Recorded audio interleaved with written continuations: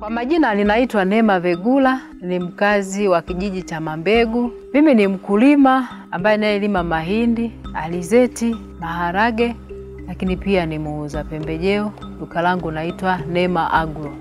Mwanzo wa kushawishika kuingia kwenye hii huduma kwamba watu uhitaji umekuwa mkubwa, lakini huduma ni kama vile kidogo.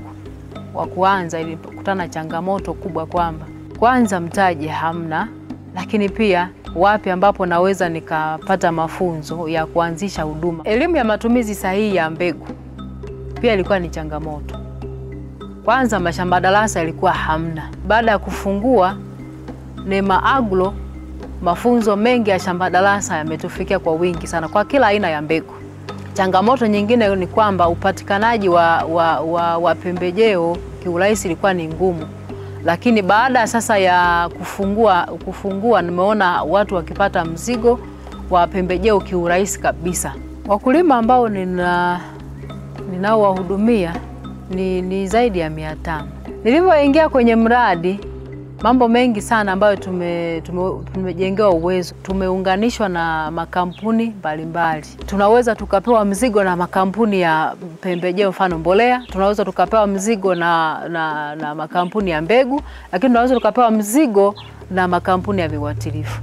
Kwa hiyo mradi umekuja kutatua hii changamoto kubwa sana ambayo tulikuwa nayo. Hata elimu pia ya matumizi ya mbegu, lakini pia matumizi ya mbolea, lakini pia matumizi ya viuatilifu. Maana mwanzo nilikuwa nauza tu kwa kutumia uzoefu, lakini baadaye tumejenga uwezo mkubwa sana wa kuendesha huduma.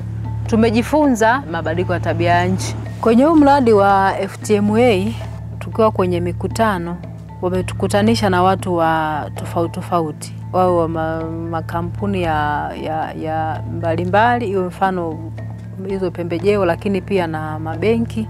Nimefanikiwa kukopa mkopo benki CRDB. Nimefanikiwa kuchukua mkopo wa milioni 10 ambao nauendesha biashara sasa ya pembejeo. Kabla ya mradi wa FTMA tulikuwa tunalima tu kawaida. Nilikuwa napata gunia labda 10 kwenye eka moja. Lakini baada ya mradi kuja ni kuanzia gunia 30 na kuendelea. Nimepata mashine ya kupukuchua kwa bei ya punguzo kupitia mradi wa FTMA. Kwa hiyo ninategemea kwanza itanipunguzia upotevu, au wakati fulani itaniwezesha kufanya kazi kwa wakati. Lakini pia nitafanya na biashara hata kwa watu wengine. Itakuwa ni huduma hata kwenye jamii inayonizunguka. FTMA kabla haijafika tulikuwa na wanunuzi wachache sana ambao sasa wakizi ubora wa soko. Baada ya huu mradi kuja tumefanikiwa kuletewa wanunuzi wakubwa ambao wenye bei nzuri. Tunaye mtu mmoja ambaye au tuseme mdau wa FTMA huwa anatuingizia pesa, halafu sisi tunakusanya mazao, alafu yeye anakuja kuchukulia hapa. Msimu huu tumefanikiwa kukusanya mahindi hayo tani 900 yenye thamani ya milioni 400. Hili jambo limekuwa neema kwetu kama wakulima kutuondolea changamoto ambayo iliyokuwepo. Mwanzo wakati nimeanza kulima nilikuwa nalima eka 3. Lakini baada ya FTMA kuja imetuhamasisha kwa kiwango kikubwa, kwa sababu ukilima una uhakika utapeleka wapi bidhaa yako. Mafanikio yameniwezesha kusomesha watoto kwenye shule za private. Na mahitaji mengine na hii imekuwa ni vyepesi kupata. Tofauti na mwanzo. Nimefanikiwa kujenga na jengo la biashara. Ninapenda kuwashauri wakulima wenzangu ni kwamba tutumie elimu ambayo tunayopewa vizuri ili tusaidie wakati fulani kuendana na mabadiliko ya tabia ya nchi.